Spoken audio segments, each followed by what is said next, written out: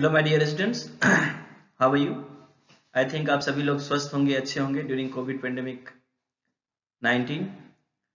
सो guys, धीरे धीरे हम इन सब चीज़ों से बाहर निकल रहे हैं और होपफुली आप सभी लोग प्रिपरेशन कर रहे होंगे for your semester examination that will B conduct in offline mode.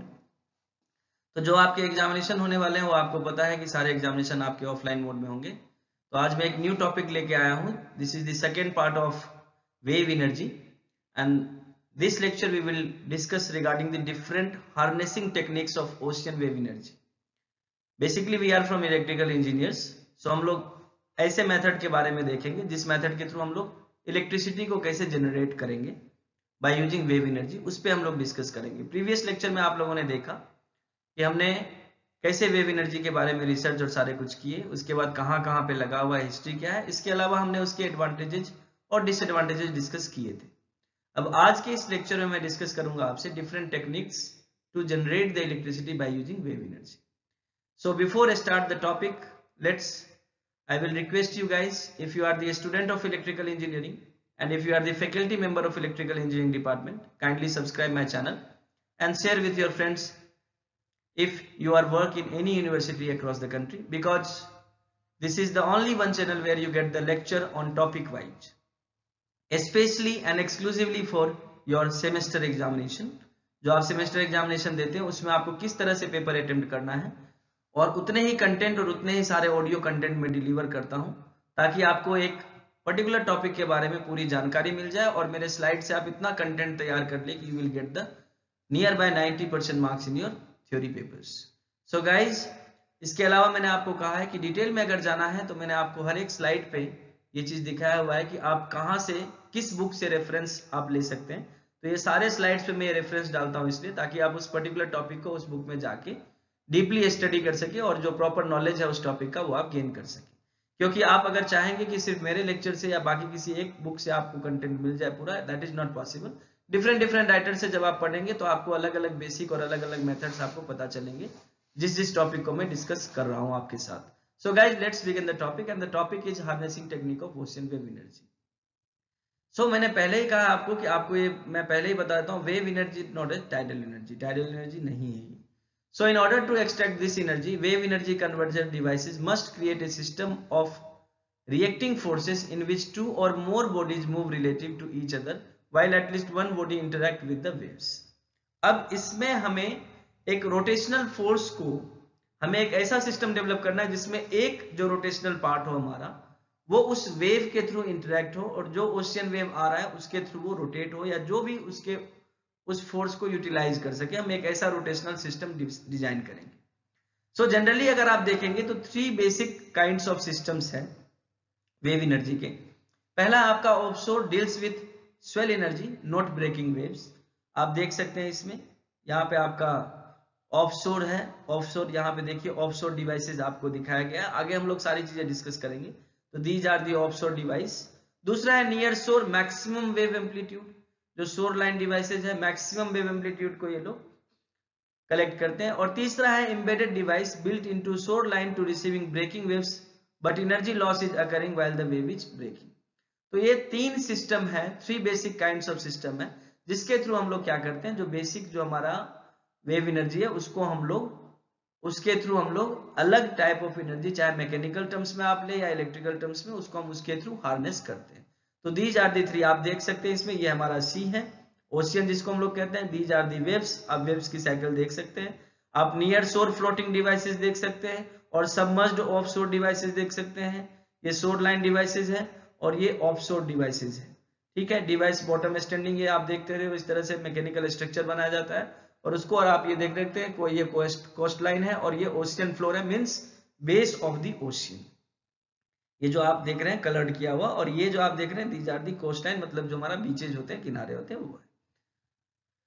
तो नेक्स्ट देखिए, वेव एनर्जी डिवाइसेस की हम बात करेंगे जिसके थ्रू हम लोग क्या करते हैं, वेव एनर्जी को ट्रांसफर करते हैं in the terms of either mechanical power और इलेक्ट्रिकल पावर। तो 3 इसमें सिस्टम हम लोग जनरली डिस्कस करेंगे। पहला डिस्कस करेंगे wave profile devices. Wave profile devices क्या होता है, जनरली ये 2 टाइप्स के होते हैं। First one is wave observer and second one is wave attenuator. तो वेव प्रोफाइल डिवाइस क्या करता है, they turn the oscillating height of the ocean surface into A mechanical energy. ये क्या करता है, जो हमारा ऑसिलेटिंग हो रहा है वेव, इस तरह से जो वेव जा रही है उसको ये किस में कन्वर्ट करता है, मैकेनिकल एनर्जी में कन्वर्ट करता है। और इसके दो अलग अलग सिस्टम है, first is wave absorber and second is wave attenuators, जिसको हम लोग लेटर ऑन डिस्कस करेंगे अगली स्लाइड में, टॉपिक बाय टॉपिक हम लोग कवर करेंगे। नेक्स्ट है आपका oscillating water column. Oscillating water column क्या होता है, they convert the energy of the wave into air pressure.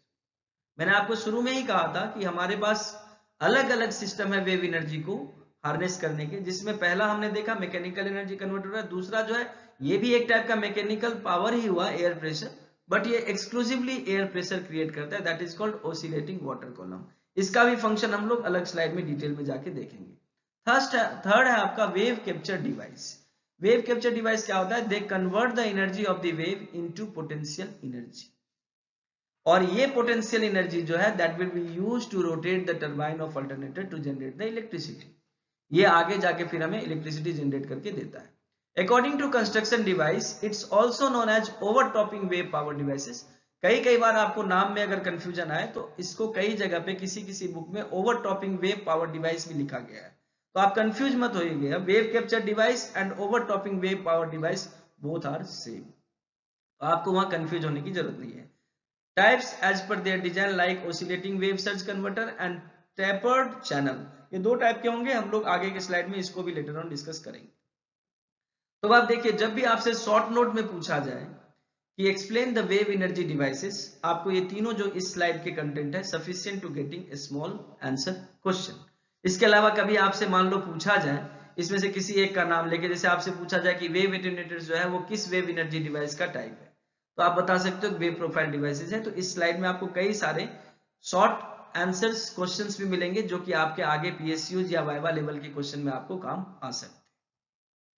तो फर्स्ट हम लोग डिस्कस करेंगे वेव प्रोफाइल डिवाइस।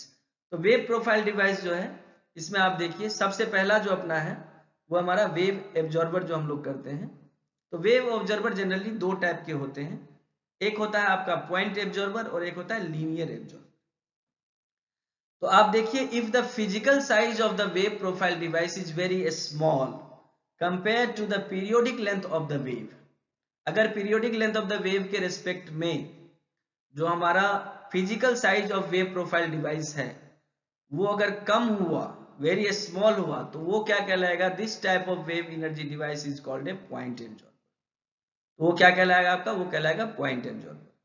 और सेकेंड है, if the size of the device is larger और longer than the typical periodic wavelength, it is called a linear absorber. आपके पास ये देखिए, ये जो आप डायग्राम देख रहे हैं this is the point absorber, और ये जो आपका है ये लीनियर एब्जॉर्बर है। इसमें आप देखिए हैविंग हबी है, होए है, उसके बाद आप देख रहे हैं परमानेंट मैग्नेट का एक अल्टरनेटर अंदर बना हुआ है, ट्रांसलेटर इसमें है, स्टेटर है और स्टेटर के अंदर कॉइल लगा हुआ था और ड्रैग प्लेट भी। तो ये आपका लीनियर एब्जॉर्बर है और ये आपका पॉइंट एब्जॉर्बर है, जो कि कहां यूज हो रहा है, आपके वेव प्रोफाइल डिवाइस में। नेक्स्ट हम लोग देखेंगे कि इस वेव वर्किंग इसका किस तरह से, जो हमने दो बनाए हुए लीनियर और पॉइंट टाइप, इसको हम लोग किस तरह से यूज करते हैं। तो इसमें देखिए लिखा हुआ है the wave energy is using vertical motion, heave जिसको हम लोग कहते हैं, देख रहे हो आप हीव यहाँ पे लगा हुआ है, vertical motion, horizontal motion in the direction of wave travel, surge, जो आप ये सर्ज देख रहे हो wave surge, angular motion about a central axis parallel to the wave crest, pitch जिसको हम लोग कहते हैं जनरली, ये जो आप लोग देख रहे हो यहाँ पे। उसके अलावा जो आपका है angular motion about a vertical axis yaw और a combination of all above. इसके कारण क्या होता है, देख रहे हो आप ये जो हीव इसमें रोटेट हो रहा है तो लीनियर वाले के लिए, और वेव सर्ज जिसको रोटेट कर रहा है पॉइंट एब्जॉर्बर को, और इन रोटेशन के कारण जो हो रहा है वो हमें एक एंगुलर मोशन जनरेट होके मिल रहा है। The energy being generated by reaching these different movement against some kind of fixed resistance called reaction point. तो एक रिएक्शन पॉइंट होता है जो कि हमें क्या दे देता है, डिफरेंट मूवमेंट देता है against some kind of fixed resistance, एक फिक्स्ड रेजिस्टेंस के साथ डिफरेंट टाइप्स ऑफ मोशन देता है, एंगुलर मोशन या कुछ भी। आप ये देखिए, जैसे ये हमारा पॉइंट एब्जॉर्बर है, देखिए एक बेस में ड्रिल करके इसको फिक्स किया गया है सीमेंट में, आप देख रहे हैं पंप एंड जनरेटर यहाँ पे लगा हुआ है, वो उस तरह से हमारा जो है उसको रोटेट करता है, इलेक्ट्रिसिटी जनरेट होती है। हीव है आपका, देख रहे हो ये लीनियर है, तो आप देख रहे हो दो वहां पे linear absorber hydraulic RAM joint है यहाँ पे, जिसके कारण ये इलेक्ट्रिसिटी जनरेट करके हमें दे रहा है। तो these are the two devices. First is point absorber और linear absorber, both are working in parallel. और ये आपका एक वेव एनर्जी एब्जॉर्बर की तरह काम करता है, जिस वेव एनर्जी को हम आगे यूटिलाइज करते हैं to generate the electricity. Next जो आपका है वो है आपका वेव एटेन्यूएटर्स। वेव एटेन्यूएटर्स क्या है? As the wave pass along the length of the device, they cause the long cylindrical body to sag downwards into trough of waves and arc upward when the waves crest is passing. तो आप ये पूरा देख रहे हैं, high pressure एक्यूमुलेटर्स यहाँ पे लगे हुए हैं, रिजर्वायर्स यहाँ पे हैं आप देख रहे हो। इसके अलावा आप देख रहे हो हाइड्रोलिक मोटर जनरेटर है यहाँ पे, जो इलेक्ट्रिक हाइड्रोलिक सिलेंडर है, और जॉइंट सेक्शन है और हाइड्रोलिक रैम्स है। तो जो हाइड्रोलिक प्रेशर के कारण जो इसमें एक मैकेनिकल फोर्स डेवलप होता है, उस फोर्स को हम लोग यूज करते हैं to rotate the alternator, to rotate the turbine of the alternator to generate the electricity. The hydraulic ram drives oil through a hydraulic motor which drive a generator producing the electricity. Obvious सी बात है, जो hydraulic system है उसमें जो उस wave energy के कारण जो प्रेशर होता है उसके कारण वो अप एंड डाउन होता है। उस अप एंड डाउन के कारण जो हमारे पास मैकेनिकल फोर्स डेवलप होता है, that mechanical force used to generate the electricity. तो ये आप देख रहे हैं, अब इसका हम लोग वर्किंग देखेंगे किस तरह से वर्किंग है वेव एटेन्यूएटर। उसके अलावा आपका नेक्स्ट आता है ऑसिलेटिंग वाटर कॉलम, जिसको हम लोग जनरली शॉर्टकट में OWCB बोलते हैं। अब इसमें क्या होता है ऑसिलेटिंग में, आप देखिए एक ये पूरा का पूरा जो है ये मैकेनिकल स्ट्रक्चर होता है, जिसमें हमारा ये टरबाइन जनरेटर यहाँ पे लगा हुआ है। अब क्या होता है, इसको हम इस तरह से समुद्र के अंदर फिक्स करते हैं कि अंदर से पानी इसके अंदर जाए और कुछ पार्ट एयर भी यहाँ पे अवेलेबल रहे। तो क्या होता है बेटा, जब ये wave ups and downs up होके आता है, तो ये जो पानी जो अंदर ऑलरेडी वैक्यूम्ड है इस चैम्बर के अंदर, ये अप एंड डाउन होता है। तो अप एंड डाउन होता है, इसमें बाय डायरेक्शनल एक एयर का प्रेशर बनता है अंदर उस चैम्बर में, and that air pressure is used to rotate the turbine. आप जो देख रहे हो ब्लेड को ये रोटेट करता है, कैसे? जैसे ये पानी देखो, ये पानी अप एंड डाउन होता है, अगर अप होगा तो एयर पुश होगा इधर, तो ये रोटेट होगा, फिर ये अगर वापस आएगा तो एयर रिवर्स डायरेक्शन में होगा, तो फिर ये पुश होगा। तो इस up and down air column के कारण जो है वो टरबाइन रोटेट होगा और वो टरबाइन जो है वो इलेक्ट्रिसिटी जनरेट करेगा। The oscillating water column is a popular shore line wave energy devices. ये शोर लाइन डिवाइसेस है, ये हमेशा कोस्टल एरिया में बनाया, ये कभी भी ऑफ शोर नहीं होगा, इसको हम कभी समुद्र के बीच में नहीं बना सकते। इसको जनरली हम डिजाइन कहाँ करते हैं, जहां पे हमारा शोर लाइन है, यानी जहां कोस्टल एरिया है वहां पे बनेगा, क्योंकि वहां पे हमें उस तरह का मैकेनिकल डिजाइन बनाना पड़ेगा ताकि उसमें पानी और एयर का मिक्सचर, अंदर एयर प्रेशर मेंटेन रहे और पानी का वेव जो अप एंड डाउन होगा उससे वो जो एयर प्रेशर है वो डिफरेंस होता रहे उस तरह से। दे कंजिस्ट, इसमें क्या लिखा हुआ है आप देखिए, नॉर्मली पोजिशंस इनटू और नियर टू रॉक्स और clips which are next to a deep sea bottom। ठीक है, ये तो वही बात होगी। They consist of a partially submerged hollow chamber fixed directly at a shore line which converts wave energy into air pressure। मैंने पहले ही बताया। और तीसरा पॉइंट इसका कहता है this air is compressed and decompressed। compressed and decompressed कब होगा, जब नीचे से वेव उठेगी तो एयर कंप्रेस होगा, दबेगा, और decompressed कब होगा, जब हमारा वेव वापस रिटर्न होता है तो उस टाइम पे इसमें एयर decompressed हो जाएगा। By the movement every cycle, the air is channeled through a wind turbine generator to produce electricity। तो इस कारण से क्या होगा, जो इसके अंदर चैम्बर में हमने विंड टरबाइन लगा रहे हैं, उस एयर के कंप्रेशन एंड डिकम्प्रेशन के कारण जो फोर्स डेवलप होगा, उसके कारण वहां पे वो टरबाइन रोटेट हो जाएगा और हमें इलेक्ट्रिसिटी जो है वो मिल जाएगी। नेक्स्ट जो आपका है वो है wave capture devices. Wave capture devices क्या होता है? A wave capture devices also known as a overtopping wave. मैंने पहले ही कहा है, कुछ बुक में इसको ओवरटॉपिंग वेव भी लिखा। Power device is a shore line to near shore wave energy device that capture the movement of the tides and waves and converts it into potential energy. ये क्या करता है, हमेशा शोर लाइन में हम लोग बनाते हैं, बिल्कुल कोस्टल एरिया में, और वहां क्या करता है, ये जो मूवमेंट ऑफ टाइड्स होते हैं या जो वेव्स होते हैं उसको ये कन्वर्ट करता है किसमें, पोटेंशियल एनर्जी में। सेकेंड इसका पार्ट क्या कहता है, wave energy is converted into potential energy by lifting the water up into a higher. तो वाटर जितना हायर लेवल पे लिफ्ट होगा उतना इसका जो है पोटेंशियल एनर्जी ज्यादा। द वेव कैप्चर डिवाइस और more commonly an overtopping device elevates ocean waves to a holding reservoir above sea level।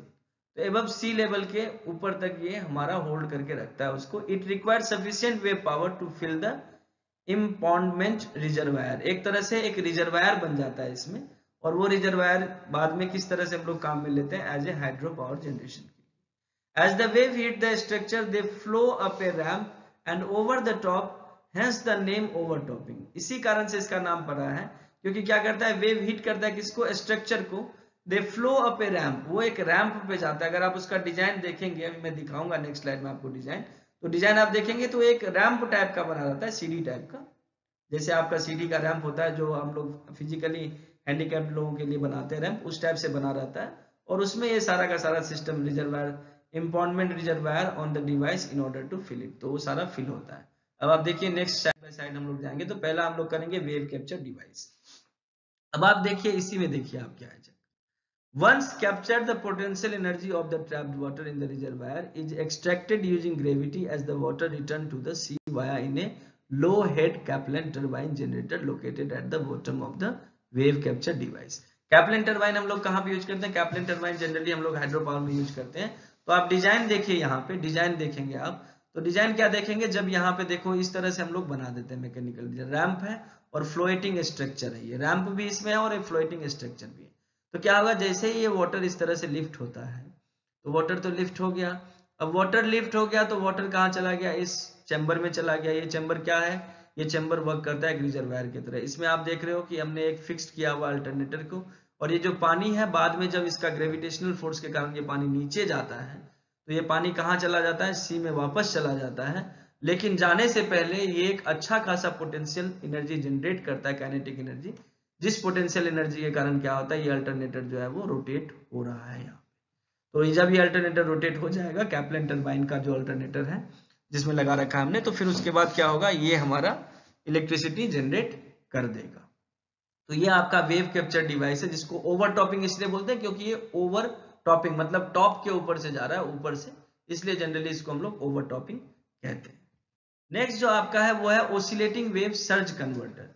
ये एक और डिवाइस है, ओसिलेटिंग वेव सर्ज कन्वर्टर, ये सर्ज कन्वर्टर में ही आता है generally. This device typically have one end fixed to a structure or the seabed while the other end is free to move. अब आपका इसमें देखिए, एक जो है एरिया आप देख रहे हैं, ये तो फिक्स किया हुआ है, लेकिन रिमेनिंग पार्ट जो है ये कहाँ हो रहा है, मूव कर रहा है समुद्र में कहीं भी। Energy is collected from the relative motion of the body compare to the fixed point. तो जो इसका फिक्स्ड पॉइंट है, इसके साथ जो रिलेटिव मोशन हो रहा है उसके थ्रू हमें एनर्जी जो है हम लोग कलेक्ट कर रहे हैं। These capture system use the rise and fall motion of wave to capture energy. तो ये जो once the wave energy is captured at a wave source, power must be carried to the point of use or to a connection to the electrical grid by transmission power cable। अब क्या आप देख रहे हो, इसमें सी water piston है यहाँ पे। अब ये वाटर पिस्टन से फ्लो लाइन गया यहाँ पे, आप यहाँ पे देख रहे हो पेल्टन व्हील एंड जनरेटर। यहाँ पे एक पेल्टन व्हील लगा हुआ है और जनरेटर लगा हुआ है। तो ये क्या होता है, फ्लो लाइन के थ्रू जो भी प्रेशर जा रहा है सी रिटर्न, यहाँ पे ये किस पे जा रहा है, हमारे पेल्टन व्हील पे जा रहा है। और पेल्टन व्हील क्या कर रहा है, पेल्टन व्हील क्या कर रहा है हमारा, यहाँ पे इसके जो अल्टरनेटर के साथ जो हमारा रोटर है इसको रोटेट कर देता है, और जिसके कारण हमारा इलेक्ट्रिसिटी जनरेट हो गया। और इलेक्ट्रिसिटी जनरेशन के बाद ये हमारे सब स्टेशन को दे दिया जाता है, जहां से हमें आगे नियरेस्ट जो डिस्ट्रीब्यूशन सेंटर है उसको हम लोग पावर ट्रांसमिट कर देते हैं। और ये देखिए, दीज आर दी ऑसिलेटर्स। ये एक डिजाइन है ऑसिलेटर्स का जो कि फिक्स नहीं है, इट्स मूविंग अंडर द सी। अब लास्ट है आपका टैपर्ड चैनल टैपचिन। ये आप जो देख रहे हैं, ये एक तरह से आप कहेंगे तो ये पहले, सबसे पहले जो इसको यूज किया गया था, that will used for a fisherman. Fisherman क्या करते थे, जनरली फिशिंग के लिए मेथड अप्लाई करते थे। ये लोग क्या करते थे, इस तरह से एक डिजाइन बनाते थे जिसमें फिश इसको क्रॉस करके अंदर तो चली जाती है बट बाहर नहीं निकल पाती। तो इसमें जो आप देख रहे हैं, ये जो हमारा टैपर्ड चैनल है, the tapchan is designed by a company called Norway and a 350 kilowatt prototype commenced operation in 1985 in a small Norwegian island. जो नॉर्वेगियन आइसलैंड है वहां पे नॉरवेव करके एक कंपनी है जिसने ये 350 किलोवाट का एक प्रोटोटाइप मॉडल बनाया टैपर्ड चैनल का। अब आप अगर इसका डिजाइन देखेंगे, the principle behind the design is to capture wave in a raised reservoir about 3 meters above the mean sea level and then extracted useful work as the water is allowed to flow back to the sea. ये simple उसी तरह से काम करता है जैसे हम लोग एक हाइड्रो पावर प्लांट को ले लें। इसमें क्या होता है, जैसे वाटर का लेवल ज्यादा जा रहा है, वाटर का लेवल ज्यादा जा रहा है, तो इसमें हम लोग क्या करते हैं जनरली वाटर के लेवल में, तो इसमें जो है आप देख रहे हैं कि मैंने कहा कि पानी का जो लेवल है, देखिए जैसे इस तरह से आप देख रहे हैं, ये चैम्बर है, एक कंक्रीट का स्ट्रक्चर है पूरा, जनरली हाइट कितना दिया हुआ है, देखो 3 मीटर हाइट दिया हुआ है, ठीक है। 3 मीटर हाइट के बाद जब वेव्स आती है तो इस चैम्बर के थ्रू इसमें पानी चला जाता है, बट ये पानी फिर वापस नहीं आ पाता है क्योंकि ये लॉक हो जाता है, यहाँ पे एंट्री है बट एग्जिट यहाँ से नहीं है। तो ये पूरा का पूरा पानी जो ये 3 मीटर एक हेड यहाँ पे वाटर हेड क्रिएट कर देता है ड्यूरिंग हाई वेव्स और हाई टाइड। जब ये हाई टाइड्स या हाई वेव्स होगा तब ये यहाँ पे 3 मीटर तक का एक वाटर हेड हमें तैयार करके दे देता है। उस वाटर हेड को हम लोग क्या करते हैं, आप देखो यहाँ पे हमने एक टरबाइन लगा रखा है, उसके बाद यहाँ से पेनस्टॉक के थ्रू हम लोग वाटर को as a hydro power plant हम उसकी तरफ वर्क करते हैं, क्योंकि हमारे पास यहाँ 3 मीटर वाटर हेड एक जनरेट हो गया है, डेवलप हो गया है बाय यूजिंग वेव एनर्जी और टाइड एनर्जी जो भी है दोनों के द्वारा हमने इसको यहाँ पे स्टोर कर लिया और ये हमारा फाइनली इसमें चला जाता है। तो आपने ड्यूरिंग इंटायर लेक्चर में क्या देखा, वेव एनर्जी के डिफरेंट मेथडोलॉजी है, डिफरेंट मेथड है। आपसे क्वेश्चन में सिर्फ और सिर्फ अगर शॉर्ट नोट्स में पूछा जाए 10 नंबर का कि एक्सप्लेन द वेव एनर्जी, या आपसे ये क्वेश्चन पूछा जाए कि explain the different techniques to harness the electricity by using wave energy, तो आपको ये पूरा का पूरा जितना मेरा 10 स्लाइड है और ये जो मेरे ऑडियो है इसको आप ध्यान से सुनिए और अपना एक सेल्फ मेड नोट्स तैयार कर लीजिए इस लेक्चर का, क्योंकि it's a very important question of power system 1 also and non conventional energy sources also as well as renewable energy sources also. जहां पे रिन्यूएबल एनर्जी सोर्सेज और वेव एनर्जी की बात आएगी या नॉन कन्वेंशनल एनर्जी सोर्सेज में wave energy की बात आएगी, वहां पे ये मेरा पहला लेक्चर और ये लेक्चर मिला के आपका एक complete long answer type question ready कर देगा। और अगर आपका लॉन्ग आंसर टाइप रेडी हो गया तो उसके अंदर से अगर आपको शॉर्ट आंसर पूछा जाए या मीडियम साइज का क्वेश्चन पूछा जाए, जैसे 2 नंबर का या 1 नंबर का या 5 नंबर का, 10 नंबर का अगर आपने रेडी कर लिया तो you can easily modify them in the range of 4 marks, 2 marks, 3 marks, 5 marks जैसा भी है। तो आप ये 10 के 10 स्लाइड जो मैंने दिए हैं उस 10 स्लाइड को ध्यान से देखिए, मेरे पूरे ऑडियो को ध्यान से समझिए, जहां पे दिक्कत हो रही है आप मेरे को मैसेज करिए, मैं आपको पर्सनली उसका जितना भी उसमें आपको प्रॉब्लम आ रहा है उसको मैं सॉर्ट आउट कर दूंगा। आपको अगर किसी पॉइंट पे समझ में नहीं आया तो आप नीचे मुझे मैसेज कर सकते हैं, आप मुझे मैसेज में लिखिए कि सर ये पॉइंट थोड़ा वापस आप मुझे इलेबोरेट कर दो, मैं आपके मैसेज के नीचे ही रिप्लाई कर दूंगा कि बेटा इसको इस तरह से करना है। So guys, wish you all the best for your upcoming semester examination that will be conducted in offline mode in all university across the country.